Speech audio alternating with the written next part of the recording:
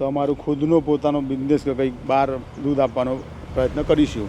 બાકી સાબર ડેરી દૂધ પહોંચશે નહીં એટલી ગેરંટી અમારી છે. અને હવે અત્યારે સાબર ડેરીનું આ બધું થયું તો કેટલું દૂધ તમારું બગડ્યું? કેટલા દિવસથી દૂધ નહોતા ભરાવતા? 5000 લીટર.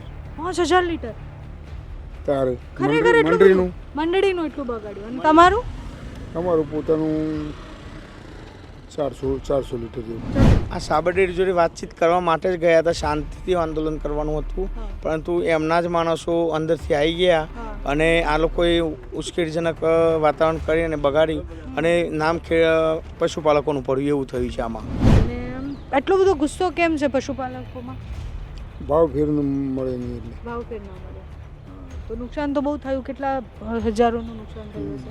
જનરલી બહુ નુકસાન. બહુ વધારે. કેટલી ગાયો ભેંસો તમારી? મારા જોડે 30 થી 35 ગાયો છે. ઓ બાપરે, તો એનું મેન્ટેનન્સ તો બહુ વધારે હશે. મેન્ટેનન્સ ઘણું છે. મારા તો રોજનું 300 લીટર દૂધ વેસ્ટ જતું હતું. અત્યાર સુધી લગભગ 2500 લીટર દૂધ મારું પોતાનું બગડી ગયું છે. બગડ્યું. એક 5000 તો એક ટાઈમનું બગડેલું છે. ડેરીનું ગણવા જઈએ તો 5000 લીટર તો એક દિવસનું છે, એવું 8 દિવસ પર બગડેલું ઓ છે. બાપરે, 8 દિવસ સુધી એ બધું દૂધ ફેંકી દીધું? હા, ફેંકી દીધું. એ આ લોકોએ 9.50% ઉપર જે 3% વધારો કર્યો છે એટલું તો અમારું નુકસાન જ ગયું છે. તો પોતાનું દૂધ અને 3% હજી મળ્યા નથી? એ મળે નથી, તો ખાલી વાતો જ કરી છે લોકોએ. એક પગાર જમા હોય છે મંડળીની અંદર, એટલે એ હવે અત્યારે મળ્યું પણ હવે આવતો પગાર આવશે નહીં જે 8 દિવસનો, એટલે એ વખત પશુપાલકોને બહુ તકલીફ પડશે. ભાવ કિલો ફેટ ઉપર મારો જોઈતો નથી. તમે ટકાવારી જાહેર કરતી દો કે 17% આપો કે 18% આપો, બસ કે ગઈ સાલ જેટલું આપી દો. પશુપાલકોને દંડા પડ્યા એ બધાએ જોયું. પશુપાલકો જ્યારે ગયા ત્યારે પોલીસ સાથેનું ઘર્ષણ બધાએ જોયું. એમના મુદ્દાઓ મોટાભાગે કોઈને ખબર નથી કે એ લોકો કેટલી સમસ્યાઓથી પીડાય છે. પશુપાલકો જ્યારે દિવસ શરૂ કરે ત્યારથી લઈને રાત સુધીમાં કેવી રીતના કામ કરે છે એ પણ તમને સમજાવવાનો પ્રયાસ કર્યો છે. પણ સાબર ડેરીનો વિવાદ અને એના પછી પશુપાલકોને કેટલું નુકસાન થયું, રોજિંદા જીવનમાં જ્યારે ડેરી એટલે એક જ માધ્યમ એમની પાસે એવું છે કે જ્યાં એ દૂધ ભરાવી શકે, મંડળીઓ દ્વારા એ પૈસા કમાય છે, એ દૂધ એમને પૈસા આપે છે, અને એ દૂધ એમને જ્યારે રસ્તા પર ઠાલવવું પડે, રસ્તા પર ફેંકી દેવું પડે, એ કેટલી કરુણ પરિસ્થિતિ હશે, કેટલા આક્રોશિત એ લોકો હશે, એ તમને સમજાવવું છે. પશુપાલકો મારી પાછળ છે, એ લોકો સાથે વાત કરવી છે. શું નામ છે આપનું? પ્રકાશભાઈ પટેલ. અને પ્રકાશભાઈ, કેટલા ટાઈમથી તમે પશુપાલન સાથે જોડાયેલા છો? 20 વર્ષ. 20 વર્ષથી. અને કેટલું કમાયા 20 વર્ષમાં? કે ટેન્શન જ કર્યું? ખાલી ટેન્શન જ કર્યું. ટેન્શન જ કર્યું. અને હવે અત્યારે સાબર ડેરીનું આ બધું થયું તો કેટલું દૂધ તમારું બગડ્યું? કેટલા દિવસથી દૂધ નહોતા ભરાવતા? 5000 લીટર. 5000 લીટર તારે ખરેખર એટલું બધું? મંડળીનું એટલું બગડ્યું. અને તમારું? અમારું પોતાનું 400 લીટર જેવું. 400 લીટર. અને 400 લીટર શું કર્યું? ઢોળી દીધું? દોડી દીધું. અને આટલો બધો ગુસ્સો કેમ છે પશુપાલકોમાં? ભાવ ફેર મળે નહીં એટલે. ભાવ ફેર ના મળ્યો તો નુકસાન તો બહુ થયું. કેટલા હજારોનું નુકસાન થયું હશે? જનરલી બહુ નુકસાન. બહુ વધારે. અચ્છા, આ ભાવ ફેરનો મુદ્દો તો કેટલાય ટાઈમથી ચાલતો હતો, તો ક્યારે સાબર ડેરી સાથે વાતચીત કેવું કાંઈ થયું હતું પશુપાલકોનું? આ સાબર ડેરી જોડે વાતચીત કરવા માટે જ ગયા હતા, શાંતિથી આંદોલન કરવાનું હતું, પરંતુ એમના જ માણસો અંદરથી આવી ગયા અને આ લોકોએ ઉશ્કેરજનક વાતાવરણ કરી અને બગાડી અને નામ પશુપાલકોનું પડ્યું એવું થયું છે આમાં. તો પોલીસ સાથેનું ઘર્ષણ કઈ બાબતે થયું? એ એમના જ માણસો, જે બાયડના જે એમના જ માણસો હતા અને એમના થ્રુ જ આ બધું થયું છે અને નામ પશુપાલકોનું પડ્યું છે. તો તમારે અહીંયા ગામમાં કેટલું 5000 લીટર દૂધ બગડ્યું? એક 5000 તો એક ટાઈમનું બગડેલું છે. ડેરીનું ગણવા જઈએ તો 5000 લીટર તો એક દિવસનું છે, એવું 8 દિવસ પર બગડેલું છે. બાપરે, 8 દિવસ સુધી એ બધું દૂધ ફેંકી દીધું? હા, ફેંકી દીધું.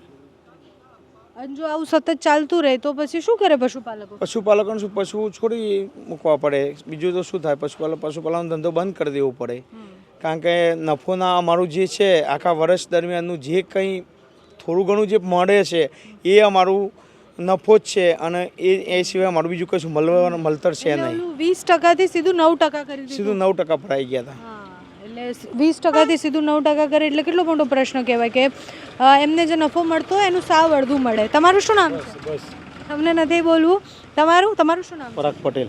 અને પરાગભાઈ, તમે કેટલા ટાઈમથી પશુપાલન સાથે જોડાયેલા? કેટલી ગાયો દર ભેંસો છે? વખતનું ચાલુ છે બધું. આ તો પછી મેં સંભાળ્યું છે 2010 થી, બરોબર, અત્યાર સુધીનું ચાલુ જ છે મારે તો. અચ્છા, કેટલી ગાયો ભેંસો તમારી? મારા જોડે 30 થી 35 ગાયો છે. ઓ બાપરે, તો એનું મેન્ટેનન્સ તો બહુ વધારે હશે? મેન્ટેનન્સ ઘણું છે. મારા તો રોજનું 300 લીટર દૂધ વેસ્ટ જતું હતું.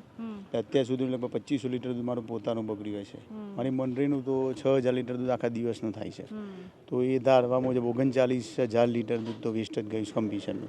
નુકસાન તો ઘણું મોટું છે.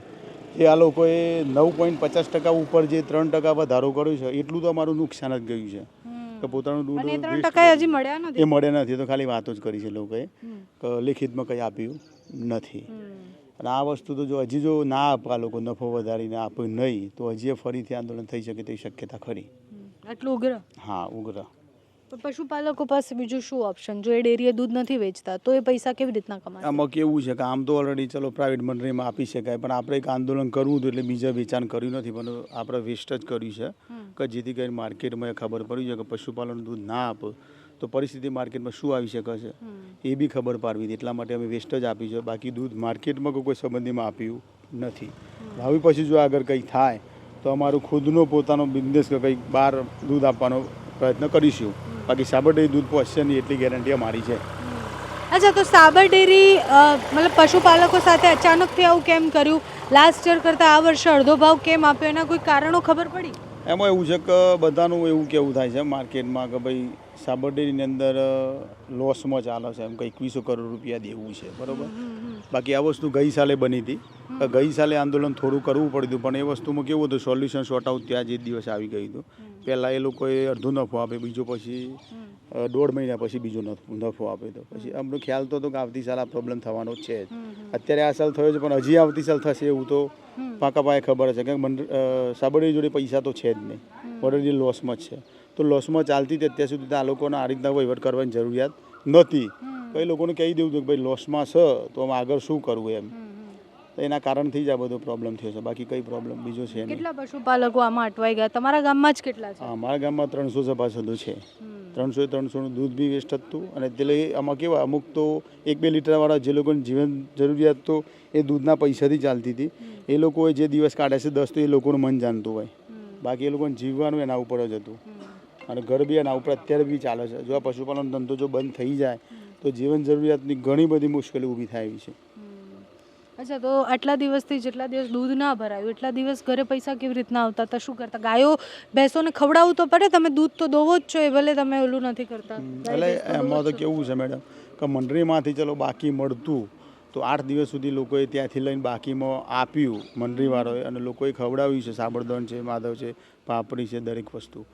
પણ કેવું કે એનું પેમેન્ટ 10 દિવસે મળે છે, એ પહેલાં મળતું તો છે જ નહીં. અમે એરીબેરી કરીને 8 દિવસ તો કાઢ્યા, બીજા 2 દિવસ કાઢવાના હતા, પણ એમાં કેવું 8 દિવસનું પેમેન્ટ તો મળવાનું જ નથી.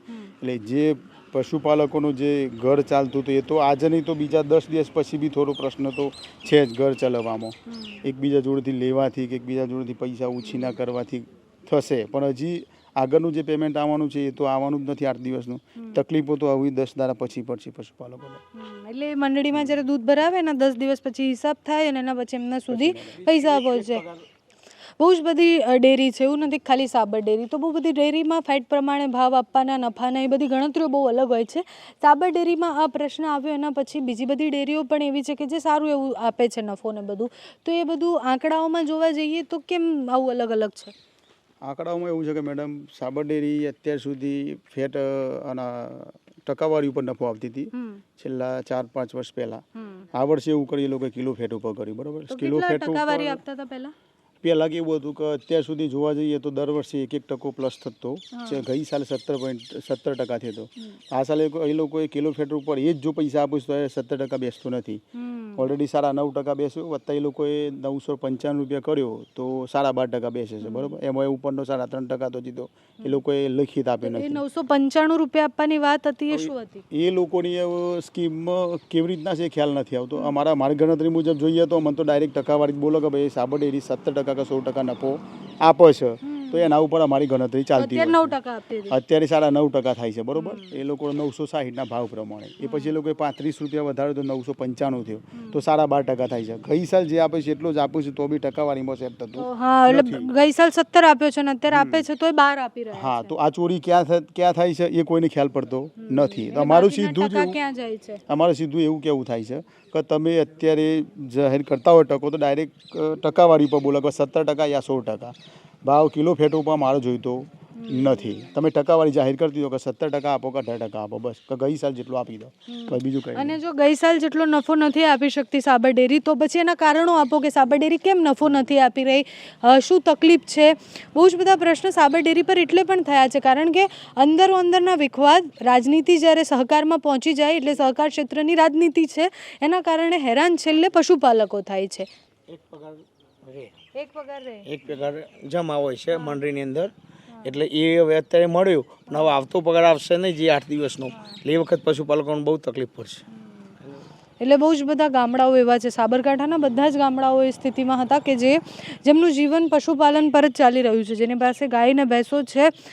તમે વિચારો કે 50 ગાય ભેંસ છે બંને ગણીને, તો બી રોજનો એનો ચારો કેટલો, એ જેટલું દૂધ દોવે છે એને જેટલો નફો મળે એટલો તો ચારામાં જતો રહે, એના પાસે પોતાની પાસેના કોઈ પૈસા નથી. હવે જ્યારે 10 દિવસ સુધી એ દૂધ નથી ભરાવતો તો એનું લોસ છે. એમાં સાબર ડેરીનો કોઈ પ્રશ્ન જ નથી, એને કોઈ લોસ નથી, એને આટલા દિવસ દૂધ નથી ભરાવ્યું તો એનો શું લોસ. એટલે ડેરી બહુ જ મોટું છે અને ચાલે છે આ બધા નાના નાના પશુપાલકોથી. હવે એ પશુપાલકો જ્યારે દૂધ નથી ભરાવતા તો એમનું ઘર નથી ચાલતું. હવે અહીંયા પાછળથી જે ભાઈ જાય છે એમને કેટલું બધું દૂધ હશે, આ કેટલા લીટર દૂધ હશે? 80 લીટર દૂધ હશે. 80 લીટર દૂધ હશે ને, એમની પાસે ગાયો ભેંસો બી એટલી બધી હશે, ખરી 15-20 ની આસપાસ. તો હવે એવું 80 લીટર જો એક ટાઈમનું દૂધ હોય અને એ દિવસનું 2 ટાઈમનું દૂધ ગણો તમે, તો કેટલા દિવસ, 10 દિવસનું તો કેટલું બધું દૂધ થાય. તો એ બધું દૂધ રસ્તા પર ઢોળી દીધું છે અને મજબૂર બન્યા છે રસ્તા પર ઢોળવા માટે. એમના માટે દૂધ સોના કરતાં પણ વધારે મોંઘું છે કારણ કે એમની જીવન એનાથી ચાલે છે. એ દૂધથી એ લોકો ઉજળા છે, પણ એ દૂધ એમને રસ્તા પર ઢોળવું ગમતું નથી. એમને ખાલી સંવાદ કરીને, એટલે સાબર ડેરી એમની સાથે વાતચીત કરત અને એવું સમજાવત કે અત્યારે અમારી પાસે આ સ્થિતિ છે અને અમે આ કરી શકીએ છીએ, તો એ લોકોને આશ્વાસન પણ મળતું. પણ સાબર ડેરીએ વાતચીત ન કરી. એના સિવાય બહુ બધા આક્ષેપો સાબર ડેરી પર લાગ્યા, ચેરમેનથી લઈને ડિરેક્ટરને બધા પર આક્ષેપો લાગ્યા છે. એટલે હવે આક્ષેપોમાંથી હવે ઓડિટની વાત ક્યારે આવે છે, મેન્ડેટ કેવી રીતના અપાય છે, બધા પ્રશ્ન છે. પણ પશુપાલક અને ખેડૂત બંને પરેશાન છે અને એમની પાસે બીજા કોઈ ઓપ્શન નથી. એટલે પશુપાલકો પાસે મંડળી છે, ખેડૂતો પાસે એમની રીતના વેચવાનું કંઈ બીજા ઓપ્શન નથી હોતા, એટલે વધારે આંદોલન નથી કરતા. પણ જ્યારે આંદોલન કરે ત્યારે એવું થાય, પોલીસ સાથે ઘર્ષણ થાય, એક માણસનું મૃત્યુ થાય, અને છતાં પણ એ લોકો તો ત્યાંના ત્યાં જ રહે. બીજા દિવસથી એમને તો એમના જરૂરિયાત માટે કરવું જ પડે છે કામ, કારણ કે એ બીજું કંઈ નથી કરી શકવાના. ખેડૂત ક્યારેય પોતાના શાકભાજીથી લઈને પોતાના અનાજનો ભાવ નક્કી નથી કરતો, અને એવી જ રીતના પશુપાલકોની બી એ જ સ્થિતિ છે કે એમને દૂધ દેવા જશે પછી પર ફેટ એમને કેટલા પૈસા મળશે એ એમને ખબર નહોતી હોતી. એટલે રસ્તા પર ઢોળાતું એ દૂધ, અને એ લોકો જેટલું આંદોલન કરે છે એના પછી એક જ છે કે એ લોકોને જવાબ જોઈએ છે, એ લોકોને જેટલા પૈસા મળવા પાત્ર છે એટલા પૈસા જોઈએ છે. બાકી જો એ દૂધ દેવાનું બંધ કરી દેશે તો ડેરી બંધ થઈ જશે, ડેરી બંધ થઈ જશે તો આગળ જે શહેરો સુધી દૂધ પહોંચે છે અને અલગ અલગ વસ્તુઓ બને છે એ બનવાનું બંધ થઈ જશે. એટલે જેટલા પણ ગામડાઓ આ દૂધની આવક પર નિર્ભર છે એ બધા જ ગામડાઓ માટે આ સ્થિતિ ખૂબ કપરી છે અત્યારની.